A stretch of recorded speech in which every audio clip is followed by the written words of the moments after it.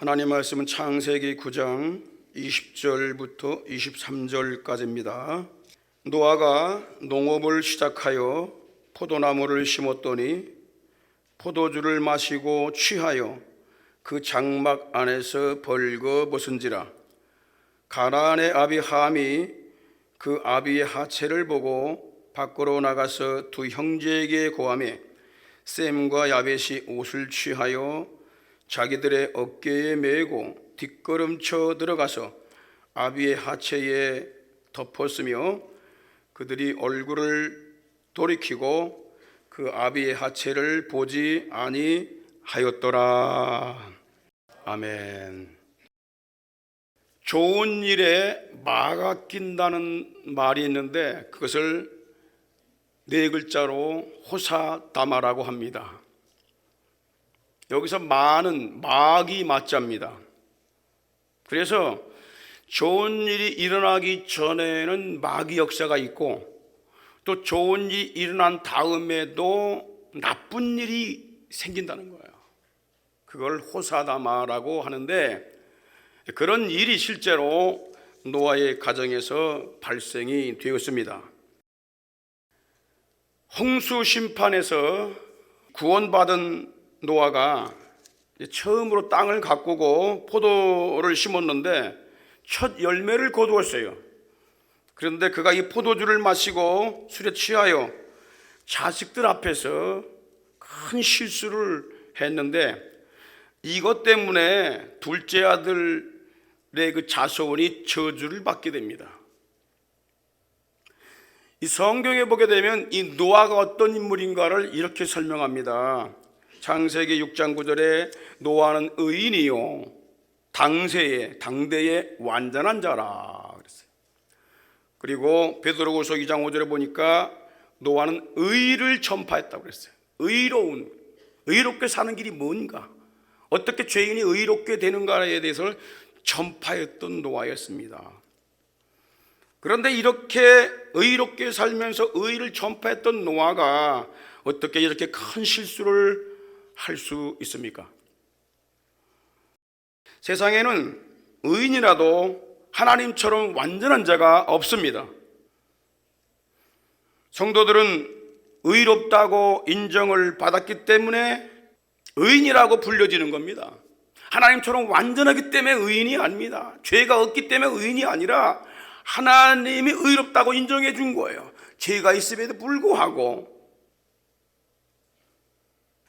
우리는 세상에 사는 동안 하나님처럼 완전한 자가 아님을 알고 자만하지 말고 늘 넘어질까 조심해야 합니다.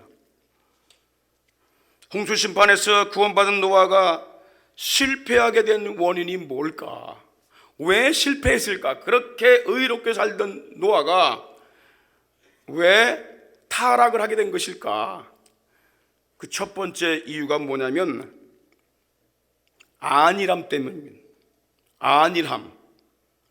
너무나 평안하다 못해 안일함에 빠졌기 때문입니다.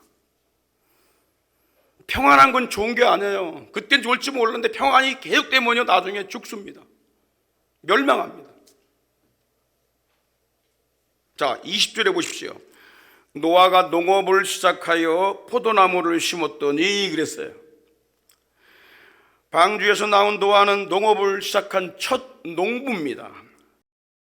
허즈밴드맨, 농부, 땅의 사람. 그는 땅을 일구어서 포도를 심고 첫 추수를 했습니다.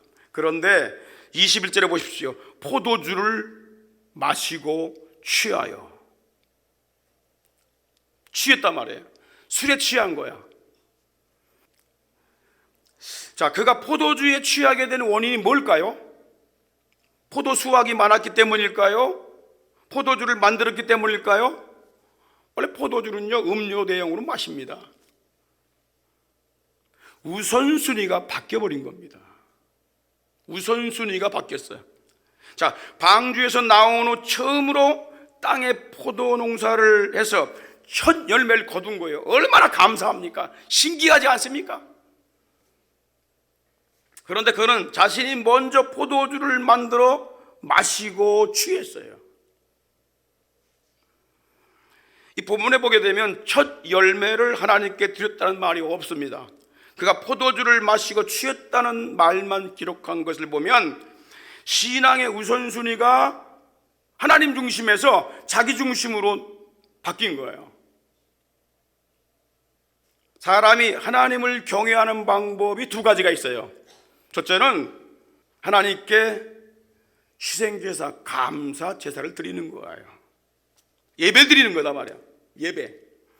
자, 시편 50편 23절을 보십시오. 감사로 제사 드리는 자가 하나님을 영화롭게 하나니 그 행위를 옳게 하는 자에게 구원을 보이시리라 그랬어요. 감사로 예배 드려요. 하나님을 영화롭게 하고 하나님 섬기는 방법 첫 번째가 뭐냐면 예배입니다. 주일날 오늘 아침 나와 예배 드리는 건 하나님이 굉장히 기뻐하시는 거예요. 이게 옳은 행위이기 때문에 하나님이 기뻐하시는 일이에요. 마귀는 예배를 못 드리게 만들어요. 바쁘게 만들고 딴 생각 갖게 만들고 피곤하게 만들고 예배만 방해를 놓아. 왜? 하나님 기억을 지워버려야 되니까. 여러분들은 무슨 일 있어도 예배의 성공자가 되어야 됩니다. 두 번째 하나님 섬기는 방법이 뭐냐면은 내 처음 익은 열매로 하나님을 공경하는 겁니다. 자, 우리 잠언 3장 9절에 보십시오. 내 재물과 내 소산물의 처음 익은 열매로 여호와를 공경하라. 손으로 수고하여 얻은 재물, 물질이죠. 땅에서 처음 익은 열매, 이걸 먼저 하나님께 드리는 겁니다. 먼저. 그래서 여러분들 직장 생활하고 재물 벌잖아요. 그럼 먼저 하나님께 띄어야 될 게 있어요. 그게 11조입니다. 11조 한다고 시험 들지 마시고 하나님 말씀에 순종하면 큰 복이 됩니다. 하나님 섬기는 방법이 그거예요. 11조예요. 그리고 첫 열매를 하나님께 드리는 거예요. 첫 열매. 우리 학생들도 첫 열매를 드리고 11조를 드려야 돼. 지금부터 연습해야 돼. 그래야 어른 돼도 잘 드릴 수가 있어. 어른 돼 갖고 얘기하면 이게 참 머리가 많이 굴려 갖고 안 돼요. 안 돼. 말씀대로 순종을 안 해. 그런데 여러분 11조는 내 것이 아니라 하나님의 것이라 고백하는 거고, 첫 열매는 뭐예요? 하나님이 주셔서 감사합니다. 공경하는 거예요. 공경하는 거예요. 그래서 첫 열매, 처음 익은 첫 곡식, 그 다음에 손으로 일하여 본 것, 그것을 하나님께 영광을 돌려야 되는 거예요. 그게 하나님을 공경하는 거예요. 예배와. 그래서 예배 드리면서 항상 우리 뭐를 내? 예물을 드리잖아. 감사합니다. 근데 그걸 보시고 하나님께서 가져가는 게 아니야. 어떻게 가져가? 하나님이 기억하시고 이 땅에서 채워주시는데 후하게 넘치도록 채워주십니다. 안 드려갖고 망한 사람들은 많아도 드려갖고 망한 사람은 없어. 드려가지고 이건 간증을 보게 되면 어마어마합니다. 노아는 먼저 자기의 갈급함부터 채웠어요. 농사 지어놓고 하나님께 먼저 감사 예배를 드려야 되는데 그걸 잊어버리고 자기가 먼저 욕망을 채우며 취해버린 거예요.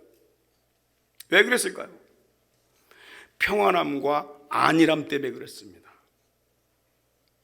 그는 600년 동안 세상에 홍수 심판이 온다고 증거하면서 죄와 불의와 유혹과 맞서서 싸우며 살았습니다. 피난을 받으면서 70년간 방주를 짓는 일에 몰두했습니다. 1년 동안은 방주 안에서 하나님의 보호를 받으며 긴장 속에 살았어요.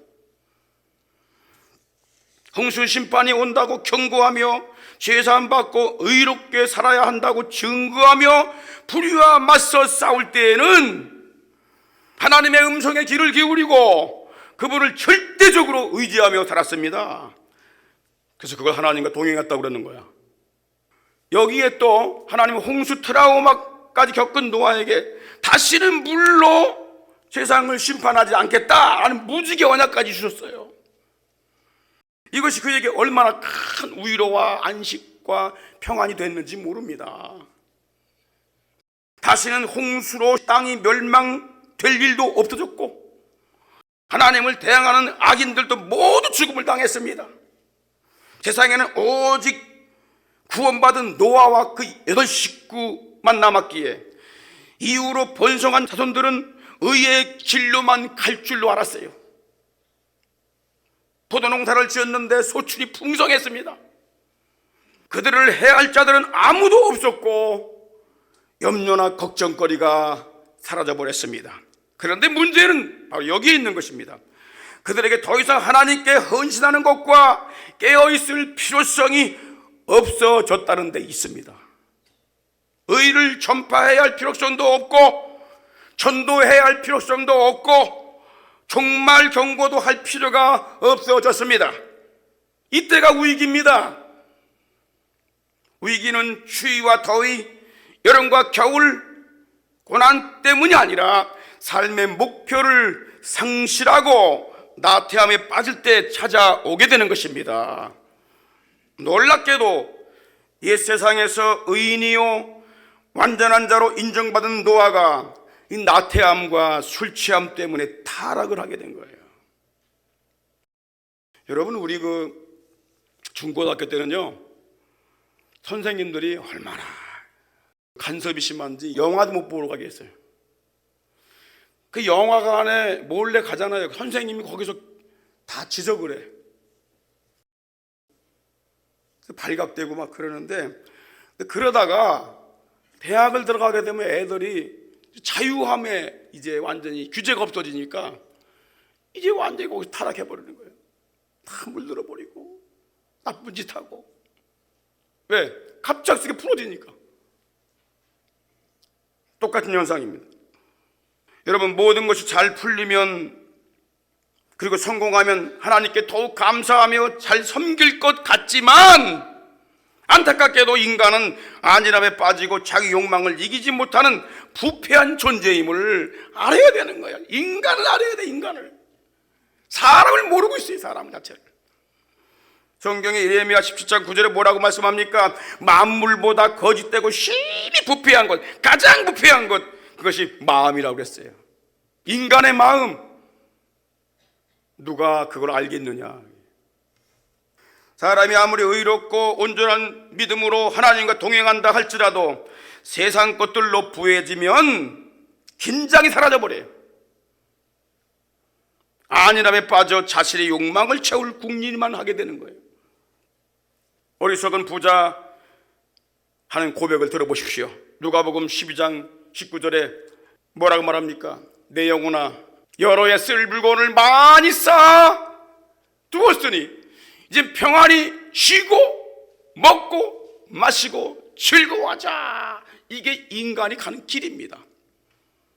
풍부해지면 안일하게 되고, 안일하게 되면 자기 자신 중심으로 모든 욕망을 채우는 일에 쓰게 되는 거예요. 그렇게 믿음이 좋았던 다윗도 전쟁에 나가서 승승장구하고 잘 나갈 때에 나태함에 빠졌다가 육체의 욕망을 이기지 못하고 자기 충성하는 그 부하의 아내를 범했고, 그것을 덮기 위해서 충신 우리아를 죽이는 살인죄까지 범합니다. 여러분, 사무엘하 11장 1절 2절 보십시오. 날이 밝을 때에, 해가 떠오를 때, 해가 돌아와서 날이 밝았다 그 말이야. 왕들의 출전할 때가 됐다. 다시 말하면 나가서 왕들이 싸울 때가 됐다 그 말이야. 전쟁할 때가 됐는데 다윗이 자기는 안 가고 장군과 다른 부하들 군사들만 보냅니다. 너희들이 싸우라 가세요. 그리고 자기는 어떻게 해요? 자기는 왕궁에서, 예루살렘 왕궁에 거하면서 이제 낮잠을 자요. 저녁에 일어났어요. 일어나서 옥상에 가서 머리가 아프니까 바람을 좀 쐬고 있는데, 자, 밑에 동네에 거기 어떤 집이 보이는데 거기서 어떤 여인이 저녁에 목욕을 하고 있어요. 물 견지고. 그래가지고 음력이 발동이 됩니다. 여봐라, 자 알아봐라, 누군가 데려와라. 그리고 범합니다. 아기가 생겼어. 숨겨야 돼. 전쟁에 나가 싸우고 있는 우리아 장군을 부릅니다. 하룻밤 휴가 줄게, 가서 부인하고 자. 이 충신이 말이야 안 잡니다. 내 부하들은 전쟁에 나가 지금 막 싸우고 있는데 내가 어떻게 한가하게 발 닦고 부인과 잘 수 있습니까? 그리고 왕궁 바깥에 나가지도 않고 왕궁의 신하들하고 같이 자네. 다윗 왕이 그걸 알고, 야, 내일은 술을 잔뜩 먹여, 술 취하게 만들어, 그리고 보내. 그래도 안 가네. 야, 내가 너 내일은 보내줄게, 집으로, 전쟁터로 보내줄게. 그리고 글을 씁니다. 최고 높은 군장에게 글을 써요. 이 우리아를 전쟁터 맨 앞에 나가서 활 맞아 죽게 하라. 그래서 우리아가 죽게 됩니다. 그 바람에 하나님께서 다윗의 가문에 칼바람을 막아주지 않으셨어요. 칼바람이 불게 됩니다. 사무엘나 12장 10절 보십시오. 하나님 말씀하십니다. 네가 나를 이렇게 업신여기고, 여러분 몰래 죄 짓는 건 뭐예요? 하나님을 업신여기는 거예요. 하나님 보고 계신데 안 보는 것처럼 죄 짓는 게 하나님을 업신여기는 거야. 내가 우리아의 철을 빼앗았다. 나를 업신여기고 우리아의 철을 빼앗았다. 그리고 내 부인 삼았다. 그러니 칼이 내 집에서 떠나지 않을 것이다. 여러분, 안일해지면요 분별력이 사라져요. 몽롱해집니다. 노아가 그랬어요. 안일해지니까 신앙의 우선순위가 바뀌어버렸어요. 첫 열매로 하나님께 감사하며 영광 돌리는 것을 멈추고 육체의 갈급함을 먼저 채우다가 타락을 하게 된 것입니다. 우리 하나님께서 무엇 때문에 심음과 거둠 양식을 주시고 또 추위와 더위, 여름과 겨울, 밤과 낮 이걸 교차하게 했는지를 알아야 합니다. 깨어있으라는 거예요. 잠들지 말라는 거예요. 나태해지지 말라는 거예요. 곤고할 때는 하나님께 기도하고 간구하며, 기쁜 일 있을 때, 행복할 땐 더 하나님께 찬송하며 감사하는, 영광 돌려드리는 복된 삶이 되어야 할 줄 믿습니다. 그래서 야고보 5장 13절 이렇게 말씀합니다. 이게 깨어있는 삶입니다. 5장 13절 다 같이 읽겠습니다. 시작. 너희 중에 고난당하는 자가 있느냐? 뭘 해야 돼? 그때는 기도하라 그랬어요. 어려움 당할 때 하나님께 간절히 기도해요. 그 다음에 즐거워하는 자가 있느냐? 행복할 때가 있느냐? 그때 뭐 하라고요? 찬송하라. 하나님께 찬송하고 기뻐하고 영광 돌려라. 그런데 노아는 어려울 때 하나님께 열심히 구하며 하나님만 순종하며 의롭게 살았는데, 이제는 문제거리가 없어지니까 자기 중심으로 신앙의 이 우선순위가 바뀌어버린 거예요. 그래서 타락하게 된 거예요. 두 번째 타락한 이유가 뭐냐? 술에 취했기 때문에 그런 거예요. 21절 보십시오. 포도주를 마시고 취하여 그 장막 안에서 벌거벗은지라. 여러분, 옛 세상이 타락된 것은 뭐예요? 에덴 동산에서 아담과 하와가 범죄했기 때문에 그런 거예요. 에덴 동산 안에서 타락한 거예요. 새로운 세상의 타락도 역시 노아의 장막에서부터, 안에서부터 타락이 시작됩니다. 밖에서 그런 게 아니야. 안에서부터, 내 심령에서부터 타락이 되는 거야. 마음에서 타락이 되는 거야. 성경이 이와 같은 수치를 가감없이 기록하고 있는 것은 성경이 가짜가 아니라는 거예요. 만약에 성경이 가짜라면 좋은 것만 썼을 거예요. 이런 걸 해괴한 것들을 안 썼을 거예요. 왜 이런 걸 기록했느냐? 후손들에게 무엇이 죄악된 삶인지를 깨우치기 위해서. 그래서 고린도전서 10장 11절에 보니까 저희에게 당한 일이 거울이 되고 또 말세를 만난 우리의 경계로 이 성경을 기록했다 그랬어요. 성경을 많이 읽어야 돼. 우리 학생들 성경을 많이 읽고 성도님도 성경을 많이 읽어야 돼. 그게 죄악으로 빠져가는 것이 금지가 돼요.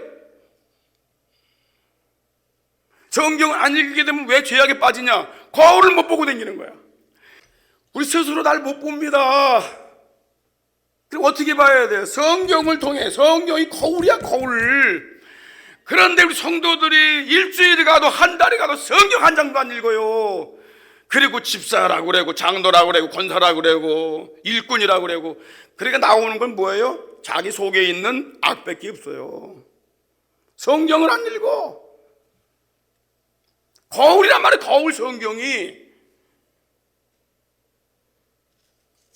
우린 이런 얘기를 많이 하죠. 야, 노아가 술 한 번 먹고 취한 게 뭐 이렇게 큰 죄냐? 여러분 잘 보세요. 왜 이게 큰 문제가 될까요? 술은 인간의 타락한 본성을, 숨겨진 본성을 폭로시킵니다. 사람의 수치를 드러나게 하고 부끄러움을 모르게 만들어요. 벌거벗어도 부끄러운 걸 몰라. 아담과 하와는 선악을 알게 하는 나무 실과를 먹고 봄 됐을 때 눈이 밝아져 자기들의 벗은 걸 알았습니다. 그리고 부끄러워서 무화과 나무로 옷을 만들어 가렸습니다. 그리고 숨을 곳을 찾았어요. 그런데 술에 취한 노아는 장막에서 벗고 잠을 잤어요. 숨길 수가 없어. 숨기지 못했어. 부끄러운 걸 몰랐어요. 왜? 술에 취했기 때문에 그런 거야. 그렇게 의로웠던 사람이라도 술에 취하면 품위가 손상이 됩니다. 그렇게 믿음 좋았던 사람이라도 불신자와 같은 위치로 떨어져 버립니다.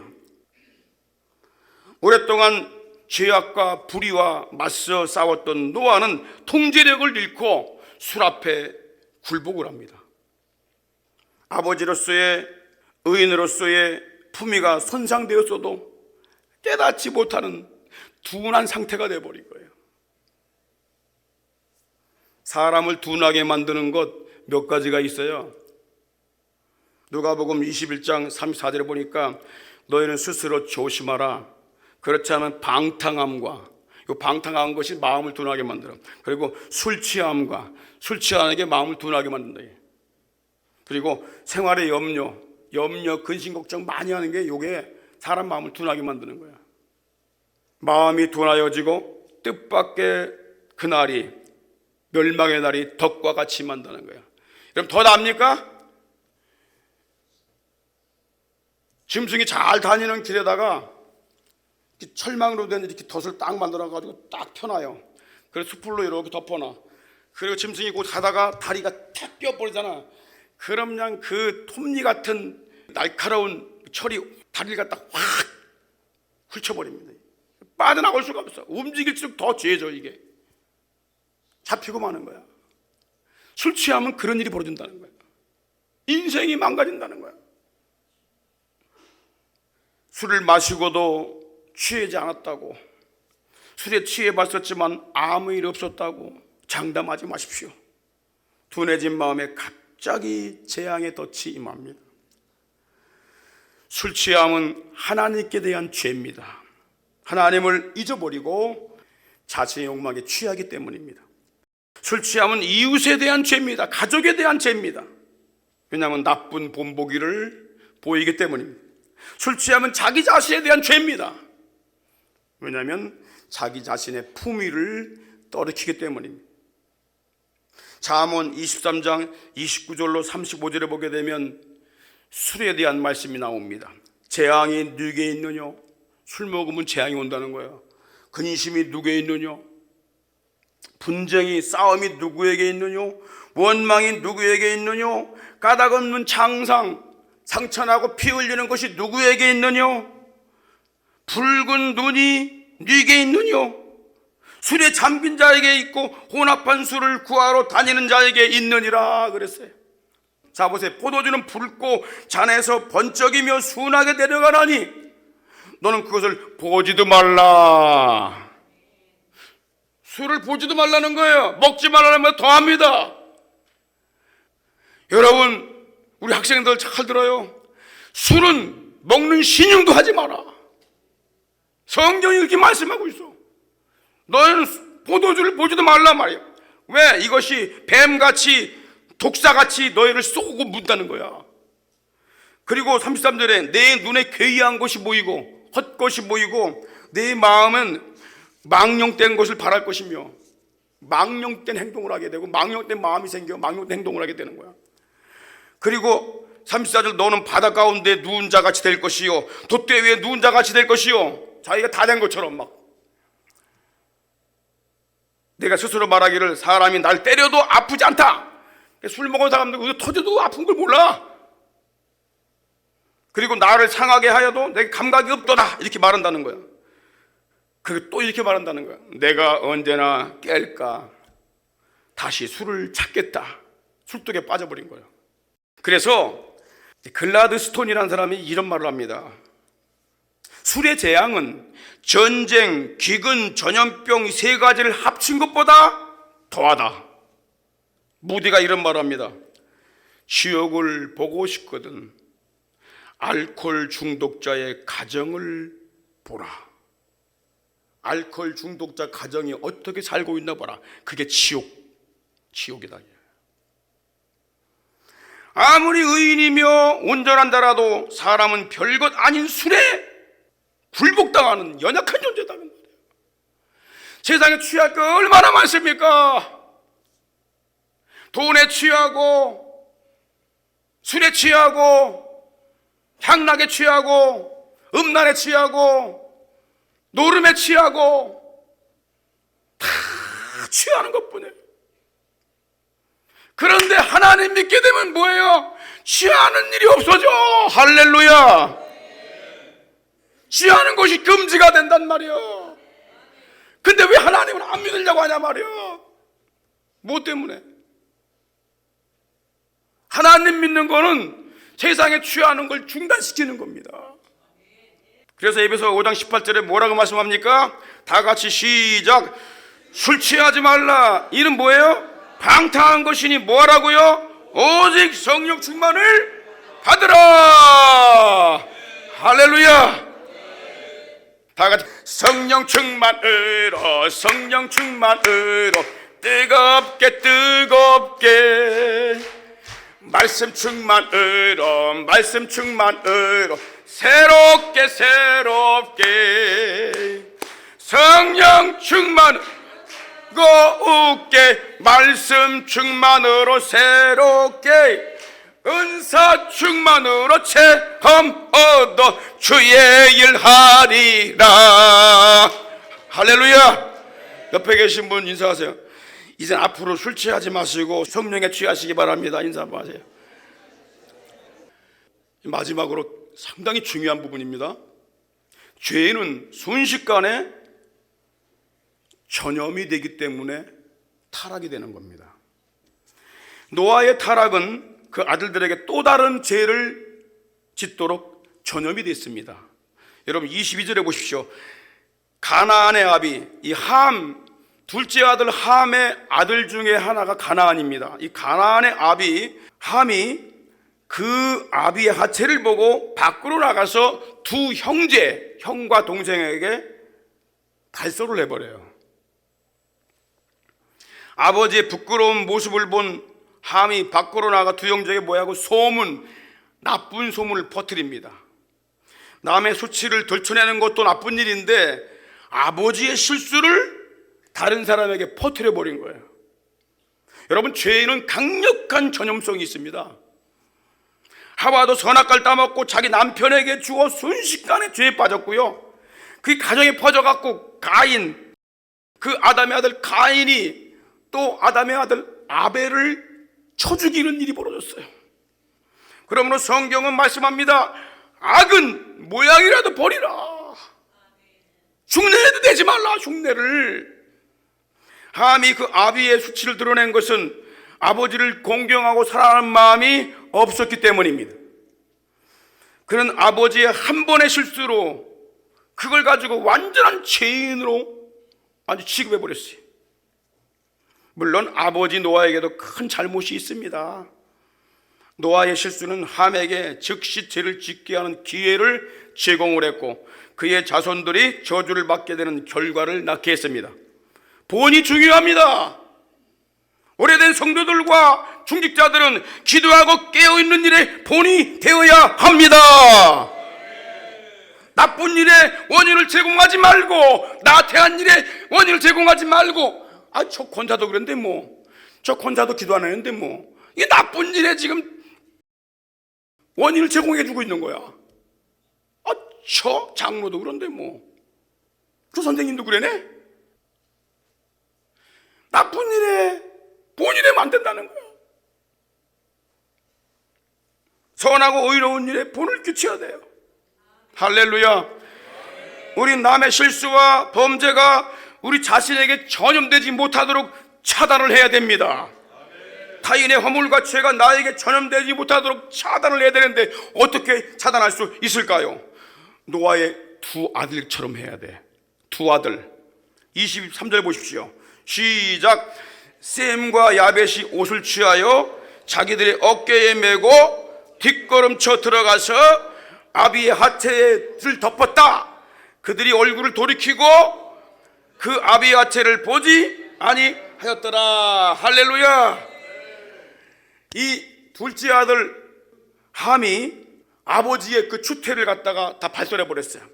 그러니까 첫째와 둘째 아들이 자기들의 가지고 있는 옷을 둘이 이렇게 잡고 이렇게 잡고 잡아갖고 뒤로 이렇게 잡아갖고 뒷걸음질 쳐서 아버지 장막으로 들어간 거야. 그리고 이렇게 덮어줬어. 얼굴을 보지 않고 그냥 나와버렸어.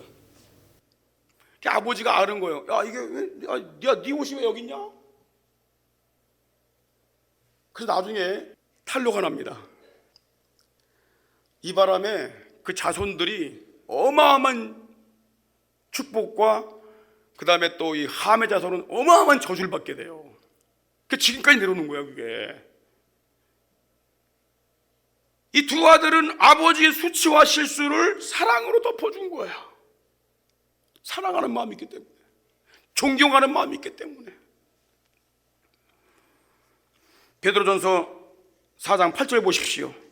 열심으로 서로 사랑할지니. 사랑은 뭐 한다고요? 허다한 죄를 덮어준다는 거예요. 실수로 지은 죄를 덮어주는 미덕은 죄가 내게 전염되는 것을 막아주는 겁니다. 그러나 함은 아버지의 허물을 덮어주지 않고 들춰냈기 때문에 그 죄가 자신에게 전염이 됐고 그것으로 말미암아 자손들이 다 저주를 받게 된 거예요. 죄를 눈감아주는 공범자가 되는 것이 아닙니다. 남이 실패하고 넘어졌을 때에 죄인 취급하여 소문내지 말고 사랑하는 마음으로 싸매주라는 거예요. 남의 허물을 들춰내는 것은 마귀의 마음입니다. 덮어주는 것은 하나님의 마음입니다. 아담과 하와가 선악과를 따먹고 범죄한 후에 자기들의 벗은 것을 깨닫고 무화과 나무 잎으로 몸을 가리고 숨었을 때 하나님께서 그들에게 어떤 질문을 하신지 아십니까? 창세기 3장 11절에 누가 너의 벗었음을 고했느냐? 너의 벗은 걸 누가 알려줬어? 하시면서 마귀가 벗은 것을 알게 했음을 깨닫게 해준 겁니다.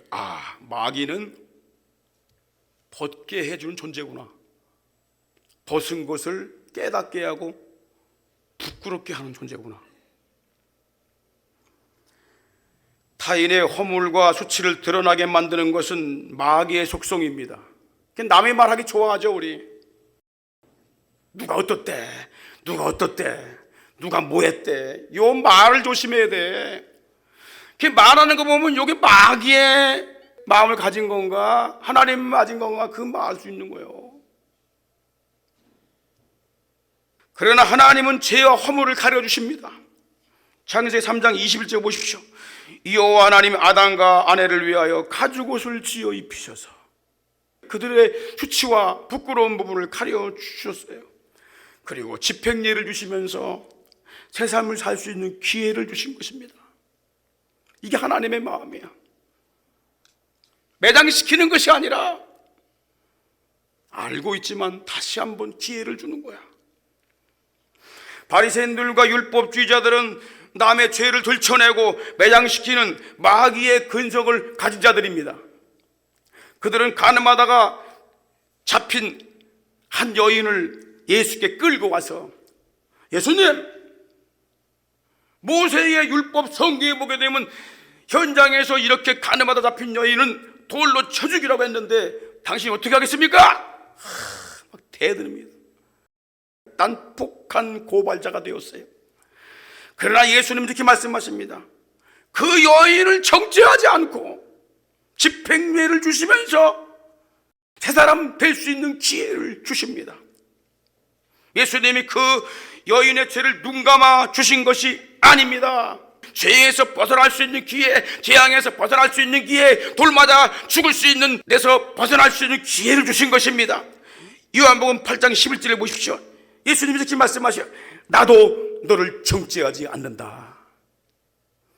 나는 너를 정죄하지 아니하노니 가서 다시는 죄를 범치 마라. 용서만 해준 게 아니에요. 기회를 주신 겁니다. 다시는 죄를 범치 마라. 38년 된 병자가 있습니다. 병자를 예수님께서 고쳐주셨어요. 그리고 고침받은 병자에게 예수님이 이렇게 말씀하세요. 요한복음 5장 14절에 보라, 내가 나았으니 더 심한 것이 생기지 않도록 다시는 죄를 범치 말라. 집행유예 주신 거예요. 하나님은요, 우리 모두에게 기회를 주세요. 어떤 기회? 용서받을 수 있는 기회, 새 사람 될 수 있는 기회, 거룩한 삶으로 갈 수 있는 기회, 하나님의 백성이 될 수 있는 기회를 주시는 걸 믿으시기 바랍니다. 할렐루야. 함은 아버지가 실수했을 때에 회복할 수 있는 기회를 드리지 않고 한 번의 실수를 빌미로 완전히 죄인 취급을 해버렸어요. 이게 마귀의 마음입니다. 그러나 두 아들은 아버지의 허물을 덮어드림으로 명예를 회복할 수 있는 기회를 드렸습니다. 이것이 죄와 허물을 사랑으로 덮어줘야 하는 이유입니다. 완전한 사람은 없기 때문에 그래요. 어린아이들 키우는데 한 번 넘어졌다고 완전히 매몰시켜버립니까? 다시 기회 주잖아요. 다음에 그러지 마라. 언제까지? 깨달을 때까지, 돌아올 때까지, 스스로 설 때까지. 하나님은 용서하시기 위해 죄인을 부르시고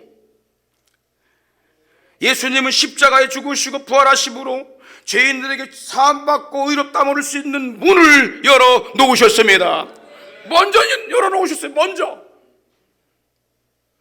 우리는 하나님 아버지의 마음과 예수 그리스도의 마음을 품고 남의 허물과 실수를 덮어줌으로 죄가 나에게 전염되는 것을 차단하며 살아야 할 줄 믿습니다. 땅 위에 완전한 사람은 없기 때문입니다. 우리가 타인의 실패와 허물을 보았을 때 함처럼 그것을 폭로하여 자신에게 전염시키는 어리석은 자가 되지 말고 셈과 야베처럼 하나님과 그리스도의 마음으로 허물을 덮어줌으로 죄의 전염을 차단하고 자손 대대로 복을 받는 지혜로운 성도가 되어야 할 줄 믿습니다. 어떤 분이 이런 말을 했어요. 모든 것 중에서 가장 아름다운 존재는 서로 감싸주는 행복한 가정의 존재이다. 소학이라는 사람이 이런 말을 합니다. 부모를 사랑하는 자는 남에게 미움받지 않고 부모를 공경하는 자는 남에게 업신여김을 받지 않는다. 여러분, 가정을 사랑으로 이끌어 가십시오. 자녀들, 부모를 사랑하십시오. 교회에서 성도들을 사랑하시기 바랍니다. 어떻게 사랑하냐? 허물을 덮어주어. 입으로 발설하지 마라. 기도를 해줘.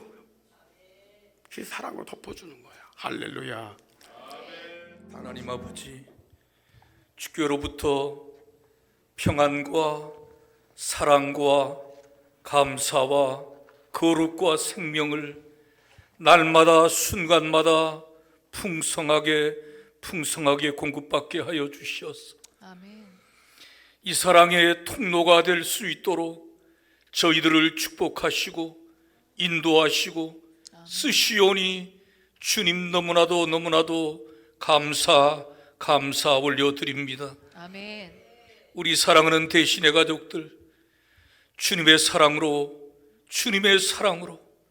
덮어주며 축복해주며 기다려주며 눈물로 함께 기도해주며 함께 걷는 이 순례자의 길이 되도록 인도하여 주시옵시고, 아멘. 주의 피로 세우신 한국교회와 세계교회가 이 놀라운 사랑으로 역사할 수 있도록 축복하여 주시옵소서. 아멘. 북녘 땅 하늘 아래 추위와 굶주림 속에 이 복음 듣지 못한 채 죽어가고 있는 사랑하는 여동포들의 눈물을 닦아주시고 하나님 구출하여 주시고 살려주시고 아멘. 이 땅에 피 흘리는 전쟁을 주님 막아주시고 우리의 허물과 죄악을 용서해 주시며 긍휼히 여겨 주시옵소서. 자유복음 통일의 그 위대한 날을 아버지여 선물로 이 땅에 허락하여 주옵시기를 간절히 기도합니다. 아멘. 우리 대신 교회를 통하여 이 안산 땅 전역에 놀라운 하늘의 복이 흘러넘쳐 내려가는 귀한 통로로 쓰임받는 교회로 계속 축복하여 주시옵소서. 아멘. 지금은 우리 구주 예수 그리스도의 크신 은혜와 하나님 우리 아버지의 극진하신 사랑하심과 성령님의 감동, 감화, 충만 교통하심이 사랑하는 모든 성도들의 심령들, 가정들과 저들의 사역과 산업들 위해 이 땅에 주의 피로 사신 모든 교회들 위해 전 세계 복음 전선에 파송받아 다시 오실 우리 주님의 그 길을 예비하며 피 묻은 십자가의 복음을 전하고 있는 사랑하는 모든 선교사님들을 위해 이제로부터 영원토록 함께 있을지어다. 아멘. 아멘.